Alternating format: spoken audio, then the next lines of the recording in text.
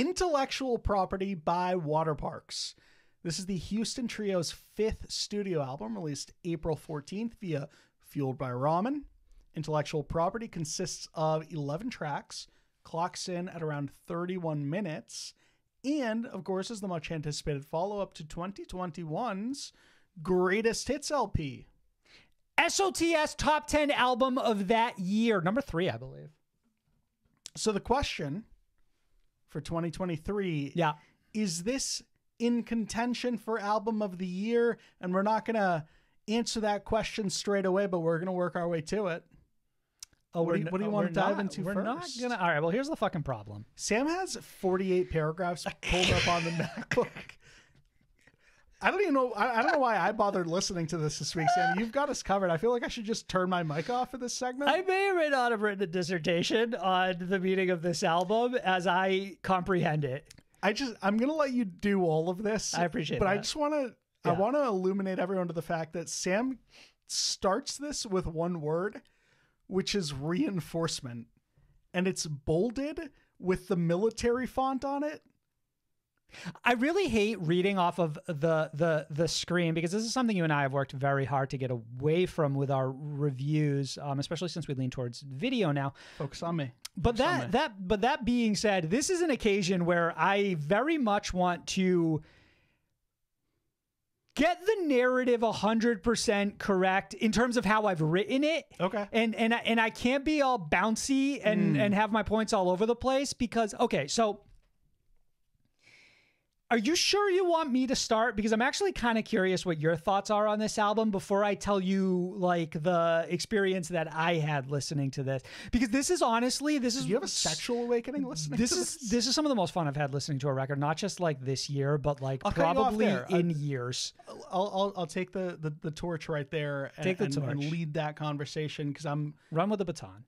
Fully in agreement, and maybe not in years, but I guess when you say it out loud, I struggle to think of many other examples where I've had as much fun with a record like Intellectual Property. And some people might ask, like, okay, well, what about like Greatest Hits? And what about the album that came before that, Tantrum, or the one that came before that? Entertainment? Do I have it mixed up? We're on album 5, right? I feel like you skipped one. No, we didn't. We got him. We got him. Double Dare? Double Dare's first. Yeah. We're real Waterparks fans. Don't worry. We got you guys. I don't think I ever heard like the first EP though. I don't know that we have heard the first EP. This is tangent. Please. Tangent territory. Bring it back. Those albums were really solid, but I don't really remember having as much just like raw fun with them as I do Intellectual Property. And I think that there's a certain, like freedom in how this band approaches their songwriting that really, you're actually wearing their shirt right now. It's a funny coincidence. Probably the last time I had as much fun with an album was a short time ago, but when Avoid dropped their album last year, Cult Personality, there are certain bands in this scene, Waterparks and Avoid fall in this category, where it's just, you can hear the fun that they had making the record. And that does not translate for every single band certainly not every band that we cover on this show. And you can just hear all of the creativity and every single decision that was made, and sort of every decision that went into the creation of a certain song.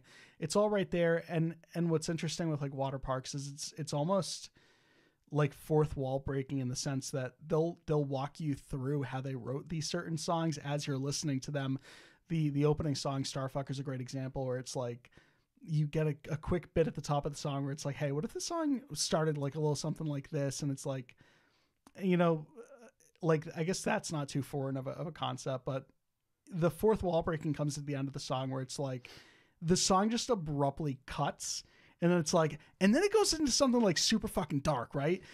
And then the super real dark, real dark, whatever it's called, kicks in, and it's this real, like, I don't know, that riff like it feels like something from an A24 movie initially. Mm-hmm. It just kind of catches you off guard in a real cool way, and I think that's I think that's something that's sort of in Waterparks' DNA, is they just catch the listener off guard at every turn, and it makes for such an exhilarating listen always. And it's not just for the first listen of an album. I can go back and listen to like their last 3 albums, and I catch on to things that I didn't realize were there the first time around. And that absolutely applies to intellectual property, where by the 6th, 7th time that I've heard this album, I'm only finally picking up on something or an idea that they've been pushing throughout the entirety of the song. 7 listens in, you know, it's such a, like, there's instant gratification, of course, but there's gratification yet to be had. And I'm sure there's a better way to phrase that, but like delayed gratification, yeah. Sure. And I don't know, like it's hard to put into words how much I appreciate that. Not just like professionally having to sit here and listen to this music and then review it and critique it or whatever, but like on a personal level, it's so much fun because like I can instantly walk away from an album like Intellectual Property and tell you like, yes, this is going to be in rotation for so many months, because it just makes me excited about music. And listening to an album like this just feeds into like a more like feral, primitive part of like who I am, in the sense that it's just like I can't even always explain why I like it. I just like it, and I'm gonna listen to it from here on out. Like that's where I'm at with something like this. But like on a more granular level, like the reasons I like Waterparks is like I talk about them being like unpredictable or whatever. Like they catch you off guard. It's in every aspect. It's not in one singular aspect. It's not just in how Austin delivers lines certain times. It's decisions throughout the songs, like the weird ending in Starfucker, just kind of cutting it off initially. Obviously, lyrically, you know, we're reviewing another band later in the show, Enter Shikari. It's they're in sort of a league of their own, those 2 bands, where it's like I do specifically go to those bands and I pay attention to their lyrics. There's absolutely bands in this scene where like I've heard 2 albums from theirs, and by the 3rd album I know that I don't really have to pay much attention to the lyricism, because I'm either not missing out or there's not really much happening. And if I do pay attention, again, I'm not missing out, right? Like with Waterparks, you actively listen to the lyrics because it's part of like the overall experience. Does that kind of make sense? I think it's a massive part of the experience. I think it's arguably the number one reason to listen, to check out like the writing on a Waterparks album is extremely clever, and I feel like it's always deeply layered, and it's a window into an individual's mind in a way that a lot of our other writers wish they could like achieve. Yeah. But I think that also extends past just the literal lyrical content. I think it's the sonically as well, in the sense just like the way that we just like incorporate beats and beat switches and stuff like that. And it's, I don't know, it's all so unpredictable. And again, that's part of the reason that I'll touch on this a little bit later too, but that is it's a very good point. Significant reason why Waterparks have always stood out. And this album is an example of it at its finest. I think that a couple of other things that I really appreciate about this project is it's so short and sweet and to the point that it begs for re-listens, not just because you want to, but because like you're clamoring just for more of this, regardless of if you've already heard the songs or not. I found that not just a re-listen, but multiple really opened up my mind to what I think this record is tackling and the subject matter that it presents. So I would say it's almost critical to your appreciation of this record in particular. And I guess outside of all those things, I don't really have like I do want to hear ultimately what you have to say. So like I'll kind of cut myself a little I think short. I pretty much covered it. We can go ahead. I don't know. I think that while I liked like Greatest Hits, just because it was like the last LP, I haven't really gone back to it. Okay.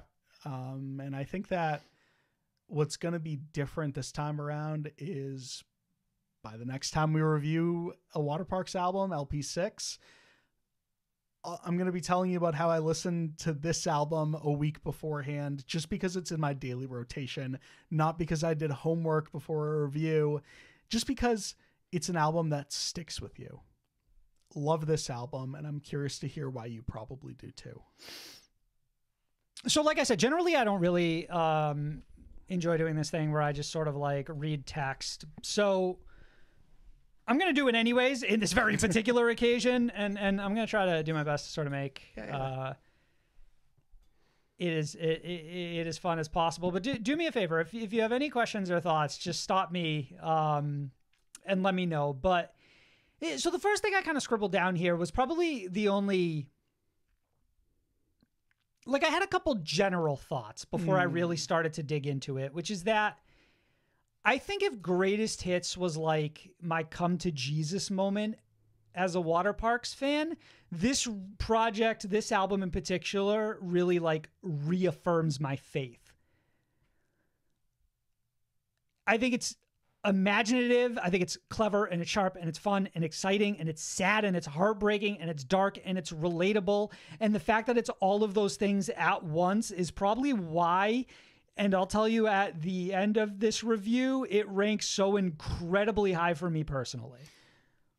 I love that you touched on that. You're right. It's not just because this is like a happy record or a very sad record or anything. It's all of those. It's all encompassing. It's every emotion on the spectrum. It's just, I don't know. It feels like kind of cliche to say, but it's like this record has a song and you know, that doesn't even actually cover it. I was going to say that this record has a song for like every mood and every, you know, situation or whatever, but that's not accurate because it's like moment to moment. Every song is like in a verse we're super happy, and then we get to a super sad chorus. It's a very specific emotional very journey. Aggressive bridge, right? It's so okay. So here's kind of my read of this record, and what's interesting is that, or what's maybe ironic, is that Austin, the vocalist for Waterparks, is very straight, or is very forward about like meanings behind songs and stuff like that. And I did my damnedest to make sure I didn't read any of them. I really wanted to be able to, like I do with most records, come in here and try to piece together what I think the album's about, which I find to be a lot of fun. And that's part of the reason I think this album is truly about something, which is why it's so exciting for me to listen in a lot of ways that a lot of albums I listen to really aren't actually about one particular thing. I do want to cut in for a second and just say, on another hand, I love how you can also interpret this as untethered as albums come, and not even like you're talking about how this is definitely, there's a central theme somewhere in here, or a central narrative. I know where you're going with this. Right, you're saying there's a surface level read of this that really isn't that deep or intricate, and you can just have fun with it. Yeah, and like even personally, like I guess I didn't read too much into it, while also acknowledging that there's plenty happening lyrically where if I were to really dive a little deeper into it, I could certainly start, you know, fleshing some things out and you know, drawing some lines. But like on a more base level, like it's just sort of untethered, and like these songs could all mean very much something or nothing at all. I mean, that's the power of a record, is that you can walk away with a song meaning something very personal to you that really wasn't necessarily the intention of the song or what it means to the individual who wrote it, right? Yeah. I think that's actually an example of a really great quality in music, right? Okay, so in my head, we're going to start with Funeral Grey, but it's not actually the first song on the record, but I'll run it back when I get to Brainwash. So I think in my head, Funeral Grey is about falling for the wrong girls, even though all the red flags are there, whether they're subtle or not. Brainwash feels like it follows that song and is the honeymoon phase of like totally like blindly falling in love. And it's almost like a double down on that concept of like falling for the wrong girl. But in theory, now let's take it a little further back and look at Starfucker as a breakup that is like the trigger for everything that happens next. Catalyst, sure. Yeah. Real Super Dark is it presents someone who is not in the right place for a relationship. So now we have sort of like this storm brewing by combining all of these like wrong elements, like you get to Funeral Grey. It's falling for the wrong, not being ready for a relationship, or I'm sorry, coming out of a relationship, not being ready for a new one, falling for the wrong girls because all the red flags are there. Right. And then Brainwashed, which is essentially like, okay, now we're like fully in, right? And we're completely blind to any of these things that could cause everything to go terribly wrong, right? And what's interesting about Waterparks is like it's forever masked in this like very positive energy, which is touching back on how you said like a surface level could just be a lot of fun listening to this record if you don't really want to read too deep into any of it. I think Two Best Friends kind of illuminates like this addictive nature of love and like adds once again like another potentially dangerous element to like getting into a relationship right now. End of the Water feel, I think that's like a triggering realization and almost like a triple down on this blissful ignorance in a way that the vocal delivery has like a semblance of singing through the pain, which is almost like something like the vocal delivery. I almost hear that emotion. Yeah, sonically on this record, that's got like a very, like, that song has a very like sobering feeling to it overall, in the sense that it sort of slows things down a little bit. It's definitely the most different approach to any song thus far during that record. Mm-hmm. And it's very sorrowful in a way.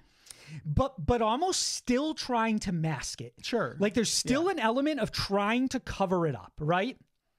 A real false positivity to that song that I think actually is the vast majority of this record. Oh, for sure. A lot of this is being facetious, maybe? Sure. I think facetious is applies. Or maybe not being lying for someone's benefit in a sense, at least about maybe how you're like emotionally managing something. Self-sabotage is a fucking tragedy because it feels like a full-on realization that this isn't going to work out. But also at the same time, it's kind of like too hard on itself. And I think that might be because of like the fact that I will always, when watching something, kind of take the protagonist's side in a way that like, even if they highlight all the ways that they're wrong in a situation, I still will feel for them, you know? And there's a song later on that will break me of this, but that's how I feel at the time that I hear Self-Sabotage. Or actually, maybe it happens like right away with Ritual, right? Which sort of casts some doubts on like the fact that anybody outside of the protagonist is actually the problem, and it's not quite literally. Like, I guess in this case, if we read this as Austin, right? Like if we're writing this from like a personal place, which I don't necessarily want to 100% put that on there, just because I would feel slightly bad if my read of this record was like totally off. So like, in a sense, this could be levels of fictional, but like I read it as Austin because it's always in Austin's voice, right? Sure. And what I will say is like, devil's advocate in a sense that this all feels like it's being presented in a very, not like matter of fact way, but in a very like Austin, who's singing it, just going about their feelings and presenting them to you and telling you about their day. It makes it sound personal. When Austin sings, everything sounds personal, right?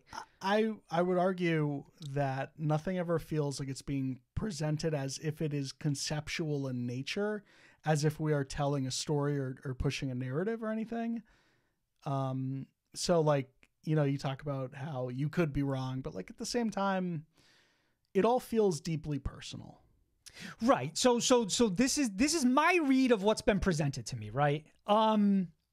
Fuck about it is things predictably falling apart, right? Like at that point, like this current relationship falling apart. They pull the curtain down. Why the relationship fell apart? Black Bear. That's precisely correct.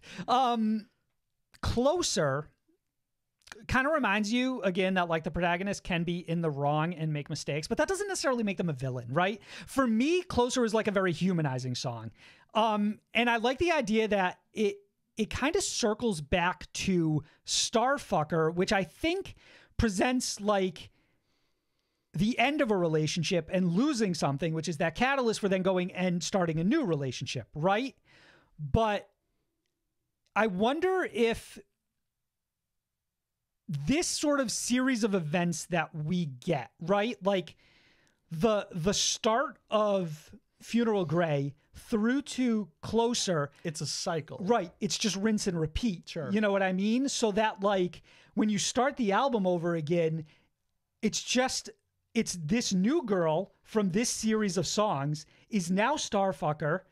And then we reset and we go through the same events over and over and over again. And in a way, Closer almost feels like it could be a true end, but it isn't. Is to sort of like play into what you're talking about here, if this is a never-ending cycle, so to speak, is it also more of a possibility that this is just less about someone new each time and more about getting back together with the same like toxic ex? Okay, so you're saying like almost this, so this is where in a sense this would be less personal, right? And this would be almost just like, hey, here's the cycle of a theoretically toxic relationship. I think the only thing that kind of breaks this is, like I said, Closer feels like it could be the end, but it isn't, because I think A Night Out on Earth is here for a very specific reason. Sure. And I think it is to make sure that like we understand this is about an individual and it is a personal like series of realizations maybe. Mm-hmm. It's a very like intense ending and it presents this very relatable feeling of like forever being stuck with yourself and your history and the ways you've been shaped as a person and how you constantly question yourself and everything. This very much feels like an audible version of letting your mind race, like in a way that like you can just sit there and kind of like self-analyze yourself to death, yeah. Right? Yeah. But specifically when your state of mind is not in a great place. Mm-hmm. And it runs through like so many different like themes and personal feelings and this is the actual fucking real super dark song on this record. When you sit there and pick apart just about any fucking line in there, whether it's like, there's a lot of like touching on like faith throughout this record in a really fascinating way about like God and Jesus and stuff like that. Like specifically Jesus is mentioned a couple of different times. And not in like in a storytelling way is what it feels like, not in just like Jesus gets name dropped a couple of times. But it's interesting in a way that like this is like the way that you break apart yourself and like the way that maybe like you were raised affects how your person is and stuff like that. Like, and like maybe this exact experience that we're going through right like now and how it shapes you. But ultimately I walked away from this record and I thought it was like such an incredible work of like storytelling, and once again sort of reaffirms to me what makes Austin Night such and Waterparks as a whole an undeniable, like absolutely fucking incredible like experience, like listening experience. And I one of the reasons why I absolutely lose my mind when people write this project off for being like too quirky or too silly, because it's like, if you actually kind of like spend a little bit of time with it, right? And like dig in, there's so much there to pick apart in a way that like other pop punk bands don't even begin to like scratch the surface. Right. Sure. Yeah. Yeah. And that's why I walk away from this record and it's like a fucking clean 5 for me, like easily. Like it's such a fucking overwhelming and it's an enjoyable experience in a sense that like it might be it's not like a difficult story, but it's like it's maybe not like an optimistic or positive one that's being presented, but it's so much fun to like pick it apart and kind of like, it's so interesting to have a window in someone's mind. And I said this very similarly. I had a very similar point to make when I listened to Greatest Hits, but for me, this is just like a significantly better version of that album. Yeah. So, and that was going to be what I asked is this album not just everything Greatest Hits wanted to be or set out to be? I think that undercuts Greatest Hits a little bit more than I want to, because Greatest Hits for me wasn't terribly far away. That in like a disparaging way, but it just feels like, and this is true for a lot of artists, like obviously they're all sort of chasing like that album, right? Like it's at some point they're going to make that album. Magnum opus doesn't, I don't know if I want to throw that out, but like this absolutely feels like that, because I feel like what you can say is this is everything that Waterparks have been trying to do. Like all of those albums that came before this one, this is the album those ones were trying to be. And I don't think that can always apply to every artist, because I don't think every artist gets better half the time with every record they put out. And I also think that sometimes the intentions are different for each release. But for me, I look at this one and I'm like, yeah, I could see making an argument for at least like sonically and where we want this album to take this band. Like, yeah, Tantrum probably wanted to be this album. Greatest Hits probably wanted to be this album, but none of those are this album because intellectual property is that album. And this is the record that is going to what feels like really be the high mark for this band for a long time. I think what's fascinating with a band like Waterparks is that I don't think necessarily all of the albums wanted to be that and they weren't. I think it's more so because this band is so specific to like themselves. It's like every Waterparks album is like a product of like the time and experience that I think led up to it, right? So it's like I don't think Greatest Hits could have ever been this album, because like maybe it wasn't trying to be. But for me, like whatever like happened over the course of like the years writing this album, for me, I think shaped this album. But what's also fun about this is I could have a completely off read about it and it could be about something completely different, you know? Sam walks away with that and I'm like, all right, Austin just got a new fucking jet ski. Fucking Benji Madden's our manager. Fuck, we're playing tennis with other bands, but we're not name dropping. Mm-hmm. Like that's what I walk away from this one. You walk away giving this a what for the record? So I'm gonna throw a number out there, and I think that it will qualify then for a new what feels like staple of this show, because I think that's back to back. That'll be back to back. Go ahead and say it. This is a 5, making that a SOTS classic, certified classic. Mm-hmm. I was truly dumbfounded with how strong this release was. Like utterly fucking impressed. I cannot say enough good things about this band. Yeah, I think that intellectual property is Waterparks at their finest. I wholeheartedly agree with everything that you have said so far, and I like how you've interpreted this album. And I implore people to check this band out, check this album out, because if you're not listening to them because of any, I don't know, preconceived notion, yeah, that they're not everything that we're trying to convey that they are, that I feel like you've got this band mixed up with someone else. I don't know, but Fair. Waterparks rule.